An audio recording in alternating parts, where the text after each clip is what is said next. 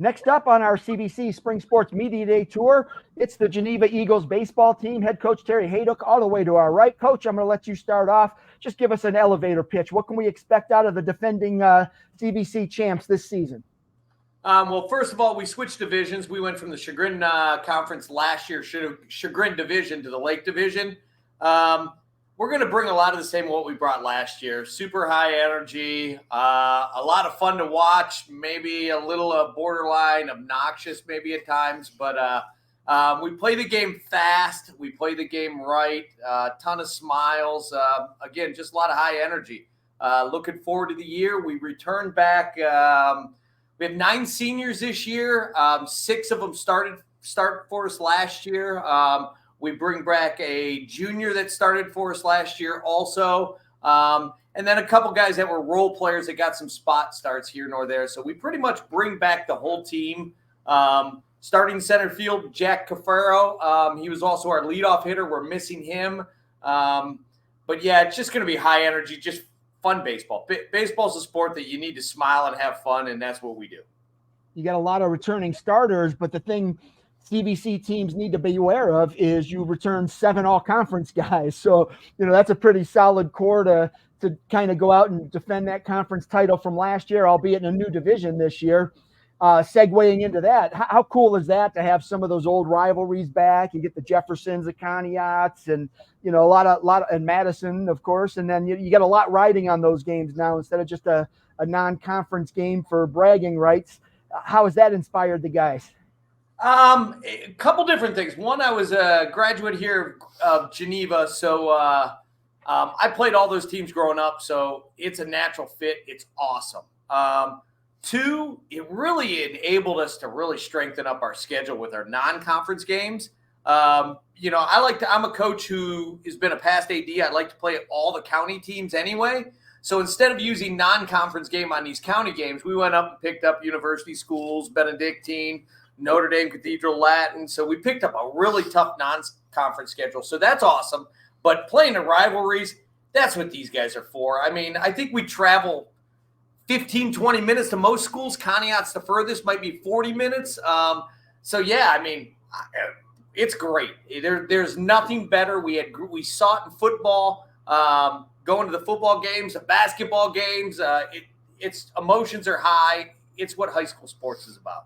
Absolutely. You got to love the environment in intense games like that. So, for sure. All right, I'll come back to you. It fits our team well, Steve. I'll tell you that. We're high energy. This is what the guys love, man. Well, I just had the Geneva softball team in, and those girls were high energy too. So it must be something in the water out in Geneva. Yeah, I think so. All right, Coach, I'll come back to you after I talk to the guys. Let me start right to your right. Just go ahead and introduce yourself, name, grade, and what positions you're going to play this year. I'm Shea Arkenberg. I'm a 24.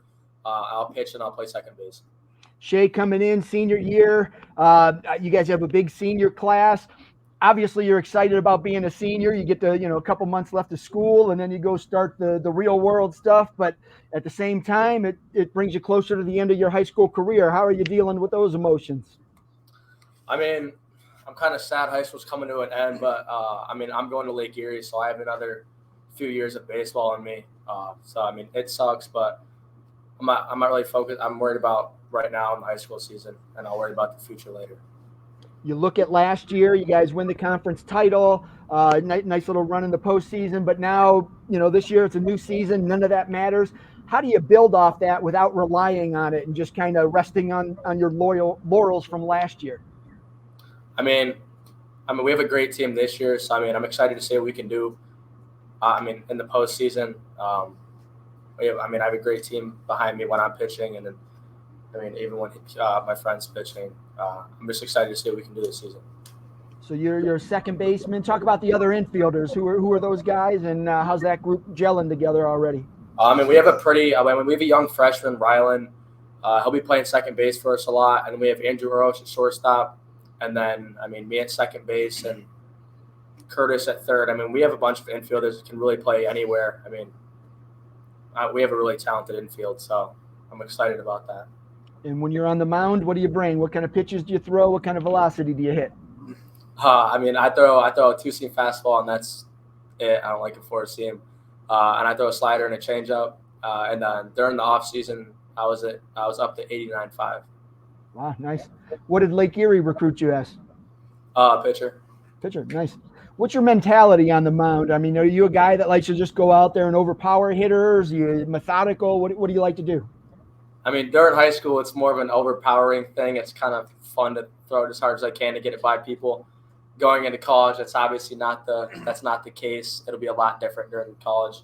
That's why this year I'm going to be more focused on being smart, holding runners on, using all three of my pitches to the best of my ability. With so many returning starters and all conference guys, it might be hard to answer this question, but you can try anyway. Give me a player that maybe nobody knows about right now, but after a few games, everybody will know about them. On our team or like any team? On your team. Just somebody Probably you've seen in the preseason working hard that you think is going to have a big year. Probably Rylan Besko. He's young, but he'll be good when he gets older. All right, outstanding. Good luck to you this season. Let's move to your right. Name, grade, and positions. I'm Curtis Meyer. I'm a senior here at Geneva. I'm a catcher and a third baseman. All right, so Curtis, same question for you as a senior. How are you dealing with that senioritis that's inevitable to come, and also just kind of making the most of your senior year on the diamond? I mean, we've been a talented team for the last 4 years, and we intend on continuing to be a talented team this year and even in the future. Do you primarily catch, or are you more of an infielder that – okay, so as the catcher, talk a little bit about your pitching staff. Best in this area by far, hands down. These two are the best pitchers around. Are they pretty similar in the way they approach hitters, or is it something that you've got to kind of wear a different hat when they're on the mound? Both these two will tell me they want to throw a fastball right by everybody. They want to overpower everyone. That kind of makes your job easy, right? Oh, yeah. All right, good. What are you looking to accomplish as a senior, both as an individual and for your team? I mean, as a senior, I want to win a conference award, want to win the conference, and make a deep run in the playoffs. What's that going to take? Hard work like we've been doing in practice, max effort. And give me a breakout player. Who do you think is going to have a big year for the team and why? Rylan Besko. That kid's done a lot in practice. He's worked hard. I think he's going to do a lot of good this year. Sounds good. All right, good luck to you. And on to your right. Name, grade, and positions. I'm Hewitt Wilt. I'm a 24, and I'm a pitcher, first baseman, and outfielder. For some reason, I thought you graduated last year, but yeah, so Nope. I bet all those conference teams wish you did graduate last year. But coming in senior year, how do you build off last year and just kind of write a better chapter to close out your career? I mean, I kind of look forward to doing the same things I did last year. I was first team pitcher, but we came up short in the playoffs. We only lost by a run, but we can definitely do more than that this year. I'm hoping for a district run. But I really just want to have fun playing with my friends for the last time. What do you think the strength of this year's team is? Pitching, for sure. All right. And then talk a little bit about the offense. I mean, you talked about you lost your postseason game by a run, so those runs become important, especially late in the season. What's it going to take to generate a little bit more offense, and are you kind of seeing it out of the guys already? Definitely will need more offense like late in the season. We'll have to execute instead of just like, I mean, you always want to swing the bat, but if we can move a runner over on a bunt or anything just to get a guy in scoring position, we probably could have done that in the playoff game last year, but we just didn't, and it kind of came back to bite us. Going back to you as a pitcher, what's in your toolbox? What do you throw, and what kind of velocity do you hit? I throw a fastball, a curveball, a changeup, and a slider, and I top out at 88. So two guys throwing almost 90. That's not too bad at the high school level.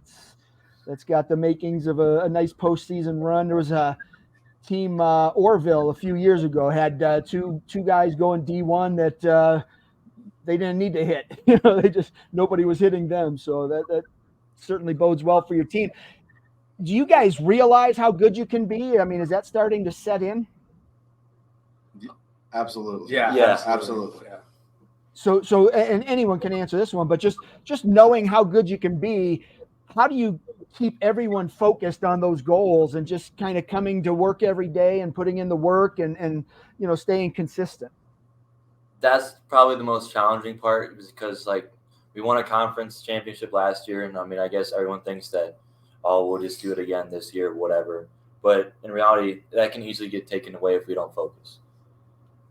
Absolutely. And coaches will tell you all the time, whether it's basketball, football, soccer, it doesn't, one game at a time, one pitch at a time, shake off the good, learn from it and move on. When you look at this team, who are the leaders that are going to help guys do that? I mean, when things are going well, everybody's happy, patting each other on the butt. But when things aren't going well, who's that guy that's going to be able to step up and get everybody to refocus? To me, we have a lot of those guys, Steve. We're super, super lucky. One special guy is Logan Queen. He was a stable for the football team in that aspect. He's a fun-loving guy. Everyone on the team's fun-loving guy, but Logan flips the switch and goes into serious mode. But he's a guy that comes to, off the top right away. But it's all these guys. I mean, I got 3 guys sitting next to me. They're all going to play D2 college baseball. At any moment, any of them may flip the switch. With a lot of things, and Shea talked about this, infield, we got 9 guys that can play infield, left-handed, right-hand. We got 9 guys that can play outfield, left-handed, right-hand. We got 9 guys that can flip the switch. You hope, though, that we don't need that guy to step up, right? And I think that's what we're going to need to go to the next level is if we're getting to the point where we need a guy to step up to motivate us, we're probably in trouble.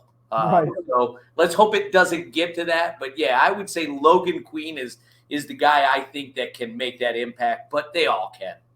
Right. Coach, I asked the guys for some breakout players. I asked them to kind of talk infield, outfield. Who are some of the guys that have really impressed you in the spring, in the preseason? I'll tell you what, it's been a crazy different spring with a lot of different ways. Guys committing. Obviously, we have these 3, like I said, the committing. We probably have 9 guys to 11 guys on this roster, JV to varsity, that can play college baseball, that have the ability, and probably 7 to 9 that will. Rylan Besco as a freshman is one for sure. He's going to get better. Playing at the varsity level where we expect to play might be a little bit rough for him to start, but I think he's got the ability to. Junior, I said this last year, Andrew Oros. Everyone knows Andrew. He's not a breakout player, but he's not a senior, and we're so senior-laden. Sometimes you overlook our juniors. Andrew Oros is a stud. We look for him to have a great year, and not that he didn't have a great year last year. He probably hit 370, but we had 5 guys over 400. So 370 doesn't seem too good, but it was very good. There's a Logan Rustick is another guy. He's a sophomore, got some playing time last year. He's a great ball player. I go by gut feelings a lot, and there's a young man that I think people might sell out as a baseball player, but he's just an athlete at time, and that's the quarterback, Kenny Young. I think Kenny's just going to have one of those years where he's just going to sneak up on guys. He's putting in more effort in the cage, more effort to hit the ball.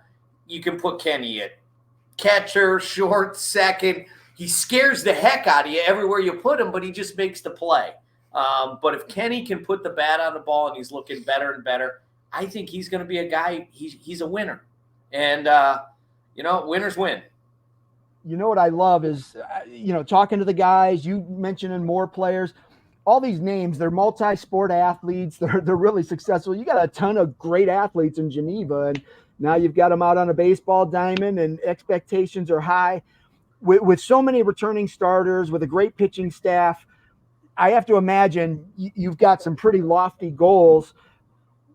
From your perspective, though, what's it going to take to just say, you know what, no matter what happens, whether we win a state title, a regional title, district title, or whatever, how are you going to define success for this team? I think Hugh would hit it the best. This is the last time these guys are going to get a chance to play together. Success, I think, is going to be fulfilled game 1, where they get a chance to. A lot of these 3 alone have been playing together since probably 7, 8 years old. Shea's twin brother, Keen, and we didn't even mention Keen, who was all-county player of the year for us last year. He was first-team all-district, first-team all-county. These guys have been playing together forever, taking the field one time their senior year. I mean, I've been a part of a staff that got nipped by COVID. That's going to be a successful season. success is gauged by wins and losses, but just getting the opportunity for a fourth year to play with your best friends, super successful. Obviously, every time you start a season, your goal should be conference championship, best team in the county and a state title. And if it's not, then you probably shouldn't be on a varsity baseball team. But yeah, I think just getting one last chance to play together, one last chance to have success. So it's not always gauged by wins and losses, but I think there's going to be more wins and losses. Outstanding. Well, I'm looking forward to see what you guys can accomplish this year. I appreciate you taking some time out of your day to preview the season, and best of luck to you this season. Hey, thank you, man. We appreciate everything you do. Thank you.